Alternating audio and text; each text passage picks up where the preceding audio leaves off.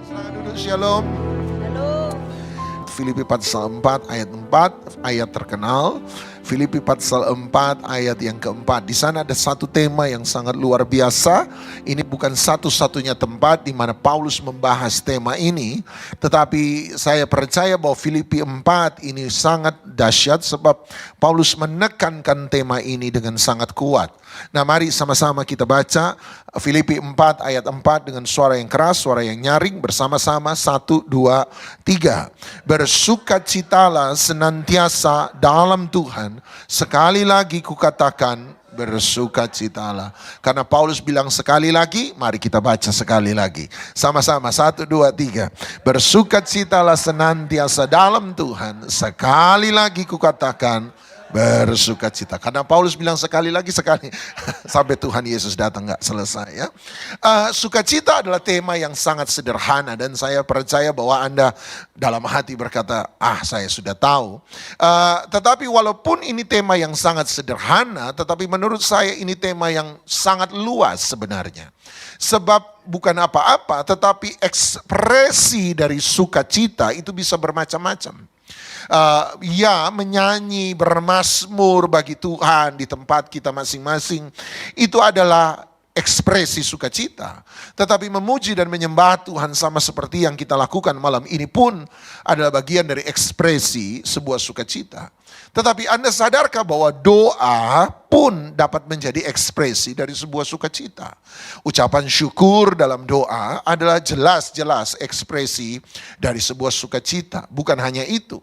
Sadarkah Anda bahwa pelayanan, ketaatan, kehidupan yang kudus, persembahan dapat menjadi ekspresi dari sebuah sukacita. Yunus mau kembali lagi memberitakan penghakiman Tuhan atas kota Niniwe semata-mata karena satu hal. Kalau Anda baca baik-baik, Yunus berkata di Yunus pasal 2, dia kembali lagi memberitakan firman di kota Niniwe sebab dia mengucap syukur, berterima kasih. Sebab Tuhan telah menolong dia, sebab itu adalah ekspresi dari sebuah sukacita. Jadi ketika kita bicara soal sukacita, kita bukan hanya bicara soal sukacita itu sendiri, tetapi kita bicara soal memuji, menyembah, bermazmur bagi Tuhan, menyanyi bagi Tuhan, melayani Tuhan, memberi persembahan, satu kehidupan yang kudus, taat pada Tuhan, doa, ucapan syukur, semua itu adalah bagian dari ekspresi dari sukacita. Oleh sebab itu hari ini saya tidak berpanjang lebar, saya hanya mencoba menyampaikan pada Anda tiga fungsi dari sebuah sukacita. Tiga fungsi dari sebuah sukacita.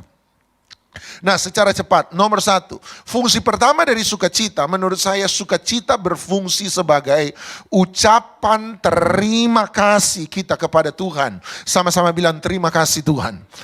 Jadi ucapan terima kasih kita kepada Tuhan. Kalau tidak keberatan sekali lagi sama-sama berkata terima kasih Tuhan. Ucapan terima kasih kita kepada Tuhan sebab Tuhan telah memberkati kita. Tuhan telah menolong kita. Tuhan telah menyelamatkan kita. Tuhan telah menebus kita. Tuhan telah melindungi kita. Tuhan telah menjaga kita. Tuhan telah melakukan hal-hal yang dahsyat dalam hidup Anda dan saya.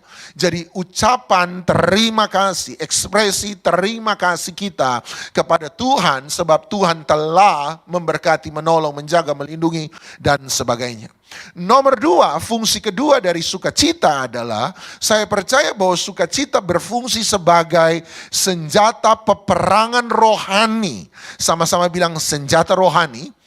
Senjata peperangan rohani, sekali lagi sama-sama bilang senjata rohani yang telah Tuhan berikan kepada setiap kita umatnya bagi kita supaya kita bisa memperoleh kemenangan dalam hidup ini. Sekali lagi, sukacita berfungsi sebagai senjata peperangan rohani yang Tuhan berikan kepada setiap kita umatnya yang percaya supaya kita bisa memperoleh kemenangan dalam hidup ini. Nah, kalau Anda pergi ke Lukas pasal 1, Anda akan menemukan dalam Lukas pasal 1 ada dua nyanyian di sana. Ada dua nyanyian di sana. Lukas pasal 1 ayat 46 dan 47 seterusnya dalam Alkitab LAI, Lembaga Alkitab Indonesia, di sana ada judul nyanyian pujian Maria. Sebab ayat 46 dia berkata, lalu kata Maria, jiwaku memuliakan, memasyurkan, mengagungkan, membesarkan, memuji Tuhan, menyembah Tuhan, bersuka cita karena Tuhan. Jadi Anda lihat ada nyanyian pertama Lukas pasal 1 yaitu nyanyian Maria. Tetapi kalau Anda lompat Lukas 1 ayat 67, 68 dan seterusnya, di sana juga ada judul yang hampir serupa yaitu nyanyian pujian Sakaria. Jadi ada dua nyanyian dalam Lukas pasal 1. Sebab Lukas 1 ayat 67 Alkitab berkata, lalu Sakaria, Roh Kudus turun atas Sakaria dan Sakaria mulai bernubuat sambil berkata, terpujilah Tuhan Allah Israel, terpujilah. Berarti dia menyanyi, dia memuji Tuhan, dia menyembah Tuhan, dia memasyurkan Tuhan. Dia bersuka cita karena Tuhan. Nah, kalau Anda tanya sama saya, ada dua nyanyian di sana, nyanyian Maria dan nyanyian Sakaria. Kemudian Anda tanya sama saya, Pak Doni, apa beda antara nyanyian Sakaria dan nyanyian Maria? Nah, saya kira-kira akan menjawab begini. Ini perbedaan menurut saya, ini pendapat saya. Anda setuju, puji Tuhan, tidak setuju, seperti biasa, tetap bersaudara dalam Tuhan Yesus Kristus. Biarlah perbedaan tidak membuat kita punya alasan untuk tercerai-berai, tetapi perbedaan selalu menjadi kekuatan untuk bersatu. Kalau 14 Februari kemarin ada yang pilih nomor 1, nomor 2, atau nomor 3, setelah 14 Februari marilah kembali menjadi Indonesia, merdeka. Sebentar jadi caleg saya ya. Oke. Ini pendapat saya. Apa beda nyanyian Sakaria dan nyanyian Maria? Nyanyian Sakaria adalah nyanyian yang dinyanyikan setelah semua masalah selesai. Sakaria menyanyi memuji Tuhan ketika anak yang dijanjikan Tuhan di masa tuanya, Yohanes Pembaptis, sudah lahir. Jadi ketika janji Tuhan telah menjadi kenyataan, Sakaria memuji Tuhan. Jadi nyanyian Sakaria adalah nyanyian setelah mujizat Tuhan terjadi. Setelah dia yang tadinya bisu, sekarang mulai bisa berkata-kata. Jadi dia menyanyi sebab dia telah menerima mujizat. Dia menyanyi sebab dia telah menerima berkat Tuhan. Dia menyanyi sebab dia telah melihat terobosan Tuhan terjadi. Dia menyanyi sebab dia telah melihat perlindungan, pertolongan Tuhan terjadi dalam hidupnya. Nyanyian Sakaria adalah nyanyian kemenangan. Nyanyian Sakaria adalah nyanyian mujizat. Nyanyian Sakaria adalah nyanyian terobosan. Nyanyian Sakaria adalah nyanyian sukacita sebagai ucapan terima kasih. Fungsi pertama dari sukacita adalah ucapan terima kasih. Sebab dia telah diberkati, dia telah ditolong Tuhan, dia telah melihat janji Tuhan menjadi kenyataan, dia telah menerima mujizat, dia telah sembuh, dia telah mengalami pertolongan Tuhan, dia telah mengalami semua itu, makanya dia menyanyi, dia bersukacita sebab sukacita adalah ucapan terima kasih.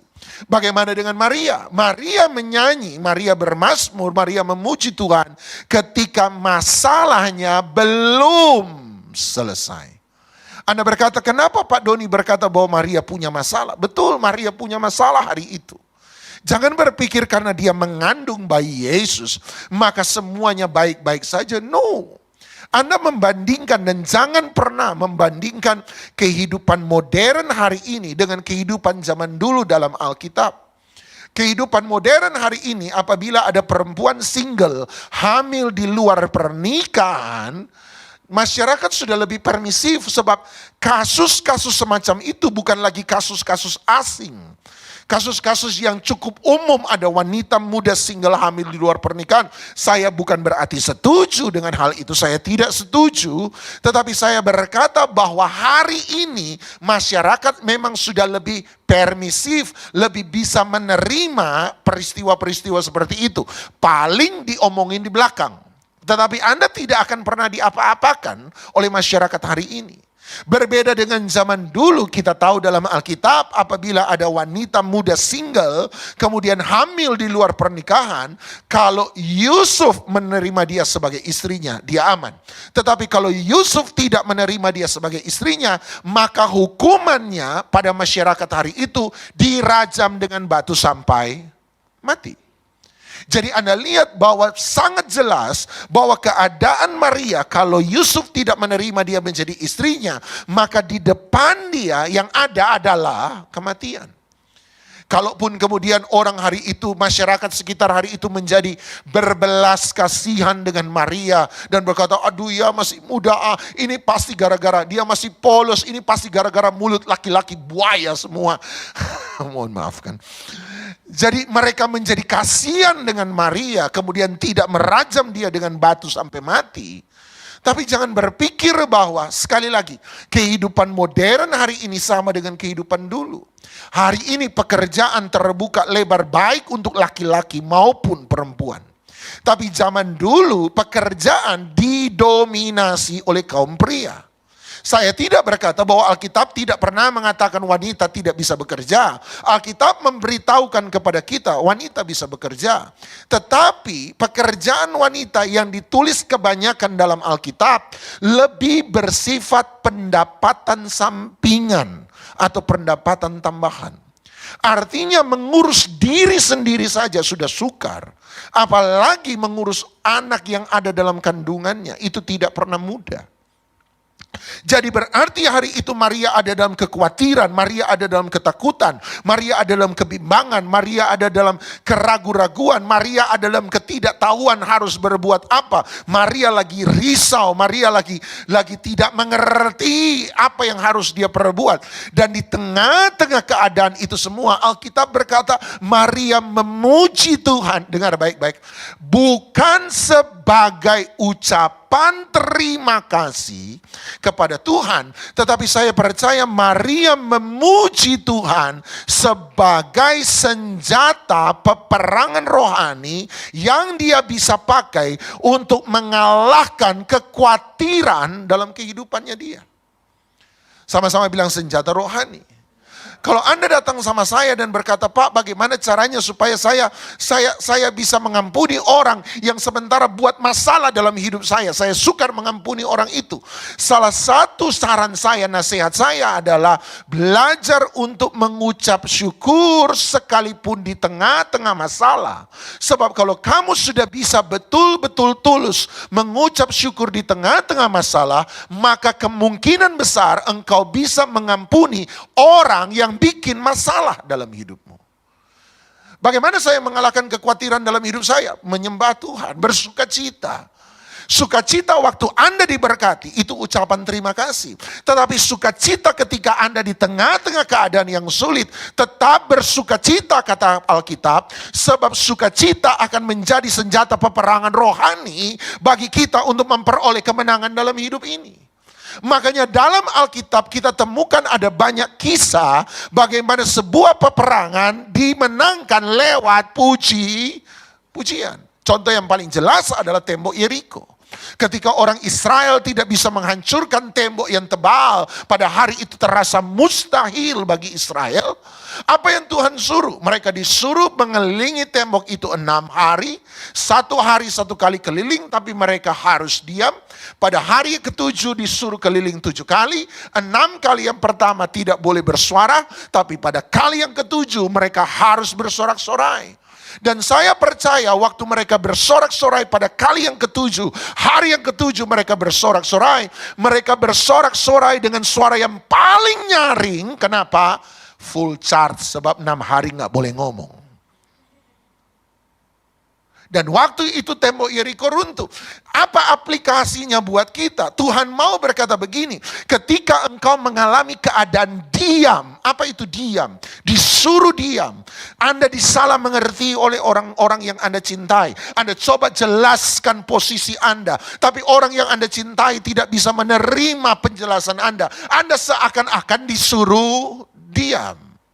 Apa itu disuruh diam? Anda seperti mengalami ketidakadilan. Anda mohon minta keadilan kepada mereka yang punya otoritas untuk menjalankan keadilan. Anda berseru kepada pihak yang berwajib. Tetapi pihak yang berwajib tidak peduli dengan kasus Anda. Seakan-akan Anda disuruh diam. Apa itu disuruh diam? Anda berdoa,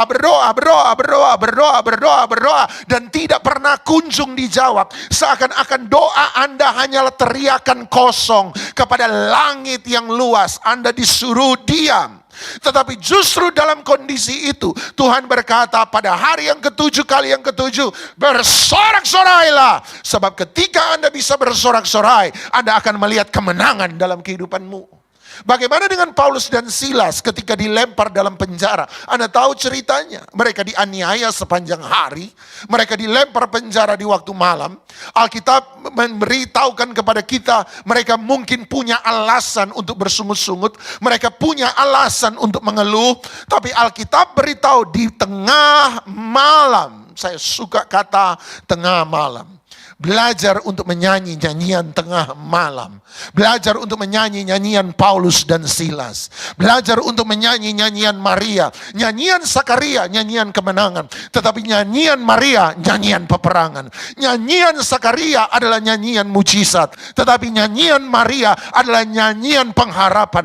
Belajar punya nyanyian Maria. Nyanyian Paulus dan Silas. Nyanyian tengah malam. Ketika mereka punya alasan untuk mengeluh, hari itu mereka memilih untuk tidak mengeluh, tetapi mereka menyanyi dan memuji Tuhan. Dan Alkitab berkata ketika mereka menyanyi di tengah malam, Tuhan menggoncangkan penjara, membukakan setiap pintu-pintu, melepaskan setiap belenggu di tangan dan kaki mereka, sebab ada kuasa dalam puji-pujian. Puji-pujian Anda dan saya adalah senjata peperangan rohani bagi kita. Makanya Amsal 17 ayat 22 Anda pasti hafal, muka-muka Alkitab semua. Hati yang gembira adalah obat yang manjur. Dia tidak berkata hati yang gembira adalah obat penahan sakit. Hati yang gembira dia tidak pernah berkata adalah obat penahan emosi semata-mata. No, dia berkata hati yang gembira adalah obat, adalah jawaban, adalah solusi, adalah jawaban jalan keluar untuk setiap masalah Anda dan saya. Sebab hati yang gembira adalah obat yang manjur. Anda dan saya harus belajar untuk memuji Tuhan. Belajar untuk bersuka cita dalam segala keadaan. Sebab waktu Anda diberkati, bersuka citalah, ucapan terima kasih. Tapi waktu Anda di tengah-tengah masalah, tetap bersuka cita. Sebab itu adalah senjata peperangan rohani bagi kita untuk memperoleh kemenangan. Bagaimana Pak, kalau saya sudah berdoa, bersuka cita, saya sudah buat ini, saya sudah buat itu, tapi jawaban Tuhan tidak pernah kunjung datang dalam hidup saya. Nehemia 8 ayat yang ke-11. Nehemia pasal 8 ayat 11. Kalau saya diberkati, sukacita adalah ucapan terima kasih. Kalau saya sementara mengalami masalah, sukacita adalah senjata peperangan rohani. Tapi bagaimana kalau saya sudah coba bersukacita, sudah coba memuji menyembah Tuhan, sudah coba berdoa, tapi jawaban Tuhan tidak kunjung datang. Apakah saya harus tetap bersukacita? Lihat Nehemia 8 ayat 11, fungsi ketiga dari sukacita. Lalu berkatalah dia kepada mereka, pergilah kamu, makanlah sedap-sedapan dan minumlah minuman manis. Kirimlah sebagian kepada mereka yang tidak sedia apa-apa. Karena hari ini adalah apa? Kudus bagi Tuhan kita. Sama-sama 1, 2, 3. Jangan kamu bersusah hati, sebab sukacita karena Tuhan itulah perlindunganmu. Saya suka terjemahan lama bahasa Inggris. The joy of the Lord is your strength. Sukacita dari Tuhan adalah kekuatanmu. Pak, saya sudah berdoa, Tuhan belum jawab. Apakah saya harus terus bersukacita? Bersukacitalah, sebab sukacita akan menjadi kekuatan bagi kita untuk melewati setiap hari yang penuh dengan persoalan. Kalau saya mau lihat seseorang kuat atau tidak kuat dalam hidup ini, sederhana, saya lihat waktu mereka memuji dan menyembah Tuhan. Kalau Anda walaupun meneteskan air mata, penuh air mata, tapi waktu memuji Anda nangis, Anda tepuk tangan sekeras-kerasnya. Saya tahu walaupun Anda punya masalah, tapi Anda masih kuat. Jangan waktu sudah masuk menyanyi, semua lagi semangat, dia malah taruh tangan di dada, lihat kiri, lihat kanan, tole, plonga. Saya tahu imannya jadi lemah sudah. Sebab mau lihat kekuatan seseorang, lihat waktu dia memuji Tuhan, apakah dia masih bisa bersuka cita atau tidak. Sebab sukacita melahirkan kekuatan. Lihat Matius 21 ayat 16, Matius pasal 21 ayat 16. Matius 21 ayat 16, perhatikan waktu Tuhan Yesus masuk sebagai seorang Mesias lewat gerbang emas. Anak-anak kecil mengeluh-elukan Yesus, berkata, Hosana bagi dia yang datang dalam nama Tuhan. Diberkatilah dia yang datang dalam nama Tuhan. Hosana berarti datanglah Mesias, datanglah Raja yang dijanjikan itu, dan tolonglah kami. Itu arti Hosana. Datanglah Sang Raja yang dijanjikan itu, Mesias, tolonglah kami. Jadi mereka menyuruh Yesus, mereka menganggap Yesus, memanggil Yesus, percaya Yesus adalah Mesias. Ahli-ahli Taurat tidak suka, mereka bilang pada Yesus, kamu dengar apa yang anak-anak itu katakan. Mereka memanggil engkau Mesias, dalam hati suruh anak-anak itu diam, sebab engkau bukan Mesias. Perhatikan apa yang dikatakan Yesus, Matius 21 ayat 16. Lalu mereka berkata kepadanya, engkau dengar apa yang dikatakan anak-anak ini? Kata Yesus kepadanya, ya, aku dengar. Belum pernahkah kamu baca? Jadi kalimat berikut yang keluar dari mulut Yesus itu tidak berasal dari pikiran Yesus, tetapi berasal dari ayat di Perjanjian Lama. Sudah pernah ada tertulis sama-sama, dari mulut bayi-bayi dan anak-anak yang menyusu engkau telah menyediakan sekali lagi, dari mulut bayi-bayi dan anak-anak yang menyusu engkau telah menyediakan puji-pujian. Dia berkata ayat ini berasal dari Perjanjian Lama. Nah, coba Anda pergi ke Mazmur 8 ayat 3. Inilah asal mula ayat yang dikatakan oleh Yesus tadi. Mazmur 8 ayat 3. Mari kita baca sama-sama. Mazmur 8 ayat 3. 1, 2, 3. Dari mulut bayi-bayi dan anak-anak yang menyusu telah kau letakkan. Tunggu dulu. Tuhan Yesus tidak bilang dasar kekuatan. Setuju? Dia bilang apa? Dia bilang apa? Puji-pujian. Dia berkata ayat ini berasal dari ayat Perjanjian Lama. Tetapi dia bilang puji-pujian. Padahal menurut Mazmur ayat 8, pasal 8, ayat yang ketiga, bukan puji-pujian. Yang diletakkan Tuhan dalam mulut bayi-bayi dan anak-anak menyusu adalah dasar kekuatan. Berarti kenapa dia mengubah dasar kekuatan dengan puji-pujian? Sederhana. Sebab bagi dia puji-pujian itu sama dengan kekuatan. Amin.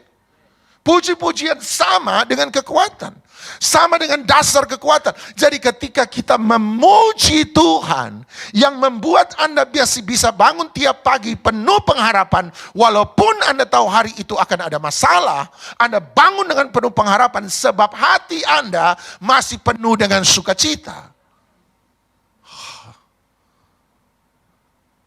The joy of the Lord is your strength. Mari kembali Nehemia 8 ayat 11. Nehemia 8 ayat 11. Jangan kamu bersusah hati. Bilang sama sebelah, kalau mau kuat, bersukacitalah. Bilang sama sebelah, kalau mau menang, bersukacitalah. Mulut-mulut suka mengomel hari ini bertobat. Dia bilang, jangan kamu bersusah hati. Sebab sukacita karena Tuhan. Tunggu dulu. Dari mana sukacita itu berasal? Dari mana sukacita itu berasal? Derek Prince almarhum pernah bilang begini. Ada 3 kata yang selalu dicampur adukan oleh seseorang, padahal makna 3 kata ini berbeda.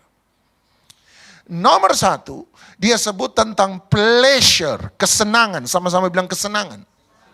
Nomor 2, dia bicara tentang happiness atau kebahagiaan. Sama-sama bilang bahagia.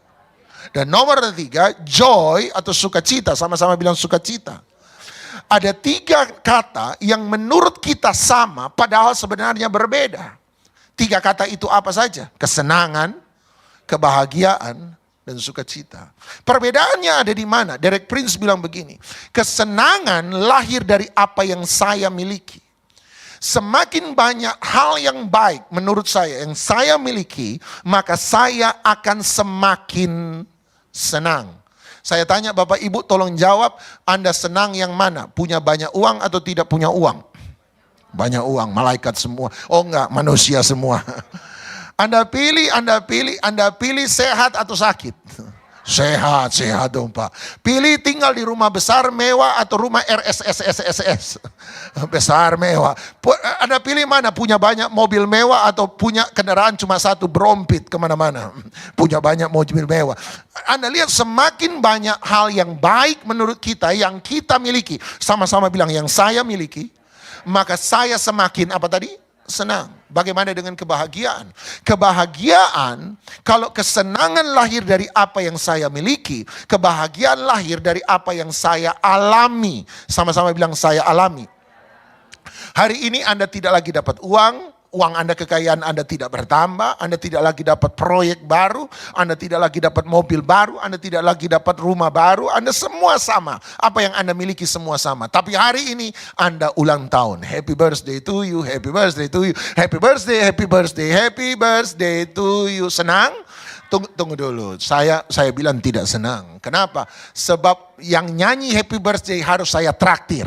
Kalau saya traktir berarti saya keluar uang. Maka ketika uang saya berkurang, seharusnya saya tidak senang. Tetapi sekalipun saya harus traktir, tapi saya bahagia. Sebab kebahagiaan tidak lahir dari apa yang saya miliki, kebahagiaan lahir dari apa yang saya alami. Dan kebahagiaan menjadi lebih tinggi dari kesenangan. Setuju? Sebab Anda harus keluar uang, tapi Anda tetap bisa berbahagia. Pulang tetap senyum. Sebab Anda mengalami sebuah keadaan yang baik. Kalau kesenangan lahir dari apa yang saya miliki, kebahagiaan lahir dari apa yang saya alami, bagaimana dengan sukacita? Sukacita lahir dari mana? Nehemia 8 ayat 11 berkata, sukacita karena Tuhan. Kesenangan lahir dari apa yang saya miliki, kebahagiaan lahir dari apa yang saya alami, sukacita lahir dari kehadiran Tuhan dalam hidup saya. Mazmur 89 ayat 16 berkata, Mazmur 89 ayat 16 berkata, berbahagialah, diberkatilah bangsa orang yang tahu bersorak-sorai, bersukacita. Bahasa Inggris berkata, rejoice, mereka tahu bersukacita, ya Tuhan, sebab mereka hidup dalam terang wajah-Mu. Seseorang tahu bagaimana bersukacita sebab mereka ada dalam terang wajah Tuhan. Apa itu wajah? Hadirat Tuhan. Setiap kali seseorang berjumpa dengan Tuhan, hasil dari perjumpaan dengan Tuhan, salah satunya adalah sukacita. Sebab sukacita adalah hasil dari kehadiran Tuhan dalam hidup kita. Pertanyaannya, siapa Tuhan dalam hidup Anda? Untuk mengerti dan tahu siapa Tuhan dalam hidup kita sederhana. Apa yang kalau saya punya, sekalipun yang lain tidak ada, saya kehilangan apa yang saya miliki, saya tidak sementara mengalami sesuatu keadaan yang baik. Tetapi selama saya punya itu, saya tetap bersukacita. Itulah Tuhan dalam hidup Anda. Sebaliknya, Anda boleh punya segala sesuatu. Anda boleh mengalami sesuatu yang baik sekalipun. Tetapi kalau hal itu tidak ada dalam hidup kita hari ini, maka kita tetap tidak bisa bersukacita. Kalau Anda tidak punya uang, sekalipun masih ada Yesus dalam hidup Anda, tapi Anda lagi kehilangan uang. Dan waktu Anda kehilangan uang, sekalipun masih ada Yesus, tapi Anda berkata, malas deh gereja-gerejaan model begini. Katanya Tuhan tolong, buktinya nggak tolong-tolong. Tuhan berkati, buktinya Tuhan nggak berkati-berkati. Berarti itu tanda yang paling jelas bahwa Tuhan dalam hidup kita bukanlah Yesus, tapi Tuhan dalam hidup kita adalah uang. Setuju? Sebab apa yang mendatangkan sukacita dalam hidup kita, itulah Tuhan. Uang boleh memberi kesenangan, tetapi uang bukan sumber sukacita. Tapi hari ini kalau Anda boleh kehilangan uang, Anda boleh mengalami sesuatu yang buruk. Tapi selama Anda tahu masih ada Yesus, Anda boleh tetap punya pengharapan. Anda masih bersukacita. Berarti Yesuslah Tuhan dalam hidup kita. Makanya kita bisa berkata, apapun yang terjadi dalam hidupku ini, aku tetap berkata, Tuhan Yesus baik. Berarti Yesuslah Tuhan dalam hidup kita. Mari kita datang pada Tuhan.